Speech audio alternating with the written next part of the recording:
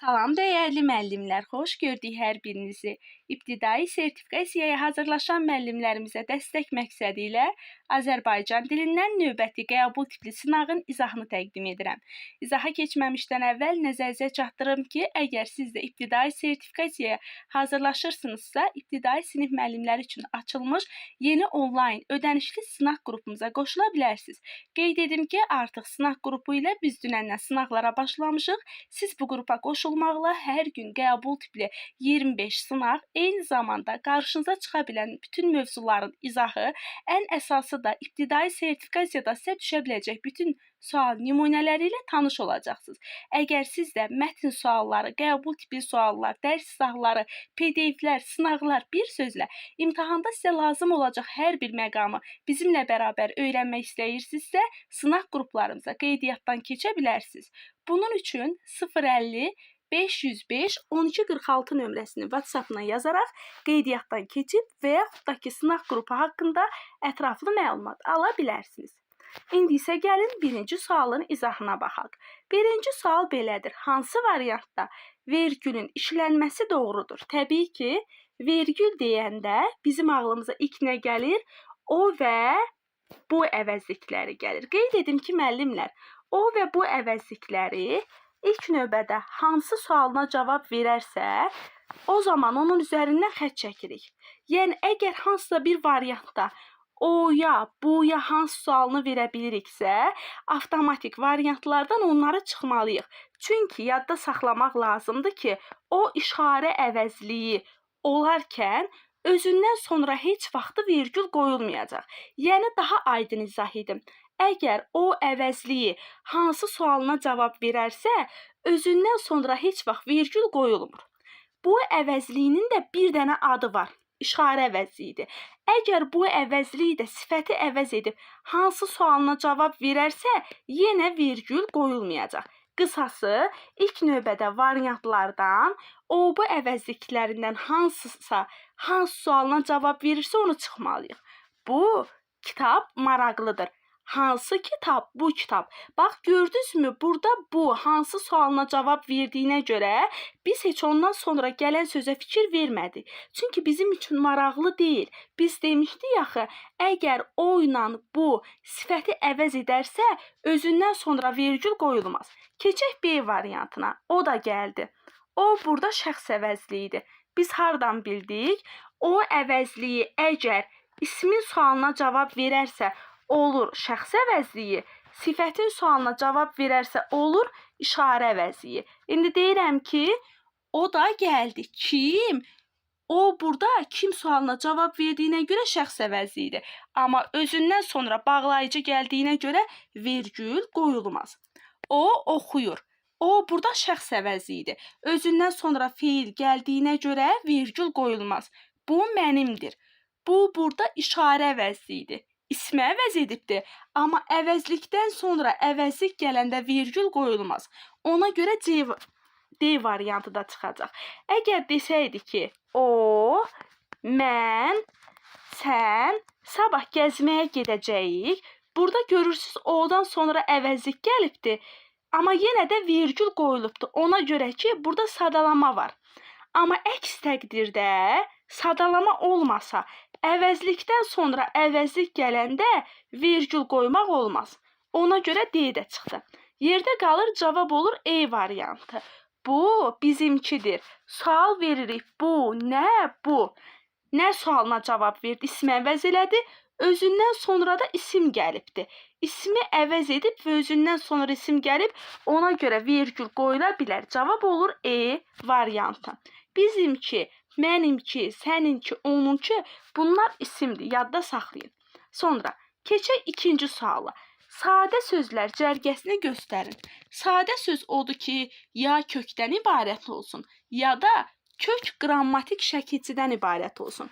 Sadə sözün üzərində leksik şəkilçi ola bilməz. B variantından başlayaq bağban sözü. Bağdan bağban yaranıb. Səpdən səpki yaranıb. Daladan da dalaş yaranıbdır. Bunlar düzəltmədir. Dəftərçə, dəftərdən dəftərçə, məktəbdən məktəbli, bivəfada da Bi ön şəkilçi, vəfa da sözün köküdür. Ön şəkilçilər də leksik şəkilçi olduğuna görə kökün üzərinə qoşulanda düzəltmə sözü əmələ gətirir. Buradakılar da sadə deyil. Nabələd, na ön şəkilçidir, bələd sözün köküdür. Bisavad, bi ön şəkilçidir, savad sözün köküdür. Comərd, co ön şəkilçidir, mərd sözün köküdür. Bunlar da düzəltmədir. Yazdırmaq, yaz sözün kökü dır leksikdir. Ona görə ki, dırdan sonra maq gələ bilirsə, deməli dır leksikdir. Dağıtdırmaq, dağıt sözün köküdür, dır leksikdir. Narazı, razı sözün köküdür, na da leksik ön şəkilçidir. Hamısı nə oldu? Düzəltmə sözü oldu. Yanaq sözü sadədir, qızar sözü sadədir, saral sözü sadədir. Sadəni soruşduğuna görə cavab olur A variantı. Baxaq növbəti suala. Biri söz birləşməsi deyil. Əziz müəllimlər, söz birləşməsi üçün ən azı 2 dənə nə olmalıdır? Əsas nitq hissəsi olmalıdır və bunlar məna və qrammatik cəhətdən birləşməlidir. 2 dənə əsas nitq hissəsi olmasa, söz birləşməsi əmələ gələ bilməz. Ən azı 2 əsas nitq hissəsi olmalıdır. Dərs cədvəli 2 dənə əsas nitq hissəsini gördükmü? Bəli, dərs cədvəli ismi birləşmədir. Birinci tərəfi qeyri-müəyyən yiyəlik haldır, ikinci tərəfi mənsubiyyətdir. Daha aydın desək, ikinci növ təyini söz birləşməsidir. Kitab üzü 2 dənə əsas nitq hissəsi yanaşı gəlib. Kitab qeyri-müəyyən yiyəlikdir, üzü də mənsubiyyətdir. İkinci növ təyini söz birləşməsidir. Yaxşı oxumaq. Yaxşı oxumaqda burada oxumaq nədir? Məstərdir. Bu nədir? Feili birləşmədir. Yaxşı və oxumaq sözü 2 dənə əsas nitq hissəsi birləşib nə əmələ gətirib? Feili birləşmə əmələ gətiribdir. Yerdə qalır D və E variantı ki, ikisinin də tərkibində olmaq sözü var. Əgər müəllimlər olmaq sözü haradasa yaşamaq mənasını versə, Bakıda olmaq, Gəncədə olmaq, Şəkidə olmaq, yaşamaq mənasını versə, özündən əvvəlki sözlə müstəqil mənalı bir birləşmə əmələ gətirir. Bakıda olmaq, yəni burada olmaq, yaşamaq mənasını verdiyinə görə artıq bunlar nədir? Olmaq bir sözdür, Bakıda da bir sözdür. İkisi bir yerdə müstəqil bir söz birləşməsi əmələ gətirdi. Deməli, bu da söz birləşməsi. Amma kömək olmaq, olmaq burada yaşamaq mənasını ifadə eləmir. Kömək olmaq, kömək etmək, dəstək olmaq və s. bu tipli birləşmələr söz birləşməsi yox, mürəkkəb feillərdir. Cavab olur E variantı. Sonra 4-cü suala baxaq. Biri amonim deyil.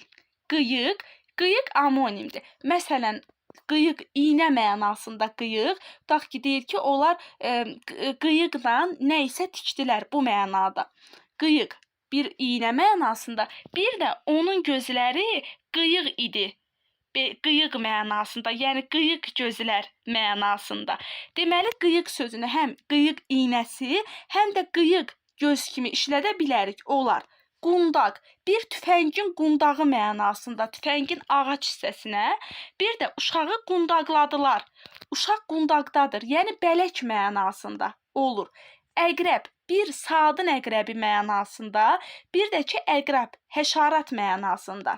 Dəymək, məsələn, tutaq ki, deyir ki, məsələn, ağac qoluma dəydi. Buradakı dəymək nə isə sənə toxunmağıdır bu mənada. Bir də meyvələr dəydi, yetişdi mənasında. Amma D variantındakı Yasəmən sözü amonim ola bilməz. Deyəcəksiniz ki, Yasəmən bir qadın adı mənasında, qadın adı. Bir də çiçək kimi. Baxın müəllimlər, qadın adı mənasında olanda xüsusi isimdir. Xüsusi isimlər amonim ola bilmir. Ona görə amonim deyil dediyinə görə cavab olur D variantı. Hansı variantdakı sözün leksik mənası verilməyibdir? Leksik məna sözün ilkin ifadə elədiyi mənadır. Tikilinin xaricə çölə baxan tərəfi, qarşıdan görünən tərəf nə adlanır? Fasad adlanır. Mehmanxana, qonaq evi nə adlanır? Hotel adlanır. Yığılmış mətnin tərkibində müəyyən hissəni seçmək, fərqləndirmək üçün əl yazısına oxşar yazı şrifti. Bu nədir? Bu da kürsiv adlanır. Sonra Qəbir üzərində tikilən böyük memarlıq abidəsi, bu isə nə adlanır? Mavzoley adlanır. Amma dərz nədir? Dərz tayaları, yəni biçilmiş taxıl tayaları, biçilmiş taxıla deyilir. Dərs. Dərs sözünün mənası burada verilməyibdir. Cavab olur E variantı. Bir daha qeyd edirəm ki, baxın, fasad sözünün mənası 1-də verilibdir. Hotel sözünün mənası 2-də verilibdir. Kürsiv sözünün mənası 3-də verilibdir. Mavzoley sözünün mənası da C variantında verilib, yəni 4-də verilibdir. Amma dərs sözünün mənası verilməyib. Cavab olur E variantı. Sonra, biri sifətin çoxaltma dərəcəsindədir. Sifətin çoxaltma dərəcəsi deyiləndə diqqətli olmaq lazımdır ki, bizdən nəyi soruşur? Yəni, avtomatik ağlımıza biz böyük bir şey gətirməməliyik. Bəzən sifətin çoxaltma dərəcəsində müəllimlər ağıllarına nəhəng, böyük nədənsə bir söhbətin getdiyini gətirirlər. Xeyr, hətta kiçik nəyinsə kiçikliyini belə bir çoxalda bilərik. Baxaq A variantına bumbuz. Bumbuz çoxaltma dərəcəsində deyil, adi dərəcədədir. Ona görə ki, ikinci tərəfində buz sözü var. Kəm fürsət, ikinci tərəfində isim olduğuna görə bu da adi dərəcədədir. Ağımtıl, ımtıl nələrə qoşulur? Azaltma dərəcəsində olan sözlərə. Azaltmadır. Qara yanız, yanız da nəyə qoşulur? Azaltma dərəcəsində olan sözlərə, bu da azaltmadır. Lap kiçik, eləmi? Kiçik sifətinin əvvəlinə lap ədatını artırmaqla nə əmələ gətirdi? Çoxaltma dərəcəli sifət əmələ gətirdi. Sual verəcəksiniz ki, ay müəllim, burada çoxaltma deyir, amma lap kiçikdə kiçik nədənsə söhbət gedir. Bəs biz onun kiçikliyini daha da çoxaltdıq. Daha da çoxaltdıq da onun kiçikliyini. Kiçik olduğunu daha da qeyd elədik. Ona görə cavabımız nə olacaq? Olacaq B variant ki, ən, lap, daha, çox, olduqca ədatlarının köməyi ilə çoxaltma dərəcəli sifətləri əmələ gətirə bilərik. Və sintaktik yolla əmələ gəlib, cavab olur B variantı. Keçək növbəti sualın izahına. Sualımız mətnlə bağlı bir sualdır. Mən oxumayacağam mətni, çünki istəmirəm əlavə vaxtınız getsin. Eləcə şərtini oxuyub izah eləyəcəm. Siz özünüz dayandıra-dayandıra oxuyub özünüz mətni işləyərsiniz. Deyir, mətn daxilində altından xətt çəkilmiş sözə əsasən aşağıdakı fikirlərə uyğun düzgün variantı seçin. Elə söz seçməliyik ki, həmin söz amonim olsun, həm də mətndəki mənasına fərqli işlənsin. Məsələn, mətndə işlənibdir min sözü, mətndə min rəqəm mənasında işlənib, amma bu variantda min tutaq ki, minmək feili mənasında işlənsin. Gəlin, baxaq indi. Bizə birinci verib min sözünü. Min sözü burada insanlar min illərdir ki, min rəqəm mənasındadır. Gəlin, indi min sözünü tapaq. Görək hansı variantda var. Deyir ki, misalın düzgün cavabı mindir. Burada da söhbət min rəqəmindən gedir. Burada da söhbət mindən gedir.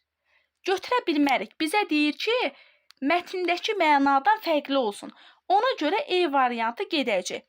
Günəşin belə isti olmasının isti sözünün amonimi yoxdur. Bu da getdi. Lakin indi biz bilirik ki, buradakı biz nədir? Əvəzlik mənasındadır. İndi variantlara baxaq, görək. Başı qardan taca bənzəyən dağların ətəyi bizim məskənimizdir. Burada da biz əvəzlik mənasındadır, olmaz. O zaman fərqli mənanı ifadə edərdi ki, söhbət ayaqqabını tikən bizdən gedərdi. B variantı da gedəcək. Sonra keçək növbəti sözə. Növbəti sözümüz qaz sözüdür. Günəşin mərkəzində hidrogen o qədər sıxılır ki, bir-birinə yapışıb helyum adlı qaz yaradır. İndi baxaq görək. Amma C variantında söhbət nədən gedir? Yeri qazmaqdan gedir. Görürsünüz, buradakı qaz ayrı mənanı ifadə edir, buradakı qaz ayrı mənanı ifadə edir. Məndən bunu soruşur. Amonimli xüsusiyyəti var? Bəli, qaz sözü amonim ola bilir. Bir, adi qaz mənasında, yanar qaz mənasında. Bir, yeri qazmaq, bir də qaz quş mənasında. Həm amonimi var, həm də mətndəki mənasından fərqli mənadadır. Elə ona görə cavabımız olur C variantı. Sonra, xəbər şəklində olan feili göstərin. Gəlin baxaq xəbər şəklinə görə xəbər şəklinin xüsusiyyəti nədir? Əgər bir sözün kökünə və başlanğıc formasına zaman şəkilsi artırılıbsa, deməli o nədir? Xəbər şəklindədir. Baxaq, yazmalıdır, malı məli vacibdir. Yaz asıdır, ası əsi lazımdır. Yazım, mən yazım şəxs sonluğudursa xəbər şəklidir. Yaza, deməli, üzr istəyirəm, yazım, mən yazım. Bu olacaq əmir şəklində. Yaza, o yaza, kaş yaza. Buradakı ayə də nədir? Təbii ki, arzu şəklinin göstəricisidir. Bizdən nəyi soruşur? Bizdən xəbər şəklini soruşur. Deməli, B variantı oldu vacib şəkli, C variantı oldu lazım şəkli, D variantı oldu əmir şəkli, E variantı oldu arzu şəkli. Xəbər şəklini soruşub. Mış nəyin şəkilsidir? Zaman şəkilsidir. Zaman şəkilsi olduğuna görə sözün kökünə və başlanğıc formasına artırılan şəkilsi zamandır. Zaman şəkilsi xəbər şəklinin göstəricisi. Bu səbəbdən cavab olur A variantı. Üzr sayın, yəqin ki görürsünüz. Planşetin zaryadkası 1% olduğuna görə bir anlıq fikirləşdim ki, sönə bilər. Bu səbəbdən fikrim dağıldı. Keçək 9-cu suala. Deyir ki, şəxsə və zamana görə dəyişə bilməyən neçə feil işlənibdir? Yəni, bizdən soruşur ki, şəxsə və zamana görə dəyişə bilməyən feil deyəndə söhbət nədən gedir? Feilin təsriflənməyən formalarından gedir. Məstər, feili bağlama və feili sifətdən. Yazacaq, elə bu şəxsə və zamana görə dəyişib də. Yazacaq, zamana görə dəyişib. Gələcək zamandadır. Yazır, bu da zamana görə dəyişib, indiki zamandadır. Yazmaq məstərdir, 1. Yazanda feili bağlamadır, üzərində anda, əndə var, 2. Yazarkən də feili bağlamadır, üzərində arkən, ərkən var, 3. Yazır, indiki zamandadır, yazdı, keçmiş zamandadır. Bizə deyir ki, şəxsə və zamana görə dəyişə bilməyən feil olsun. Biz feili bağlama, məstər və feili sifəti götürməliyik. Ona görə də cavabımız olur 3 dənə, yəni A variantı. Keçək növbəti suala. Uyğunsuzluğu göstərin. Hansı variantda çoxmənalılıq pozulubdur? Diqqətli olmalıyıq. Çoxmənalı deyəndə əsas mənadan yaranan törəmə, məcazi mənalardan söhbət gedir. İnsanın ayağı, kəndin ayağı. Bəli, insanın ayağı həqiqidir, kəndin ayağı məcazidir. Heç bir pozulma yoxdur burada. İnsanın gözü həqiqidir, bulağın gözü məcazidir. Bu da doğrudur. İnsanın başı həqiqidir, kəndin başı məcazidir. Doğrudur. İnsanın qolu həqiqidir, ağacın qolu məcazidir. Bu da doğrudur. Uşağın gözü, quşun gözü. Yanlışdır. Çünki uşağın gözü də həqiqidir, quşun gözü də həqiqidir. İnsanlarda, üzr istəyirəm, heyvanlarda olan göz həqiqi mənadadır. Uşağın da gözü həqiqidir, quşun da gözü həqiqidir. Yəni, burada çoxmənalılıq yoxdur. Cavab olur C variantı. Əziz müəllimlər, ola bilər ki, biraz tələsərək izah edə bilərəm. Yenə deyirəm, üzr istəyirəm. Planşetin zaryadkası qəfil sıfıra düşdü deyə narahat oldum ki, izahlar silinə bilər. Belə, ümidvaram ki, izahımız faydalı oldu. Yenə də hansı sualı tam aydın başa düşməmisinizsə, ola bilər tələsik izah verə bilərəm. Üzrü səbəbdən mütləq onu rəy bölməsində qeyd edin. O suala bir də toxunacağam. Sağ olun, salamat qalın.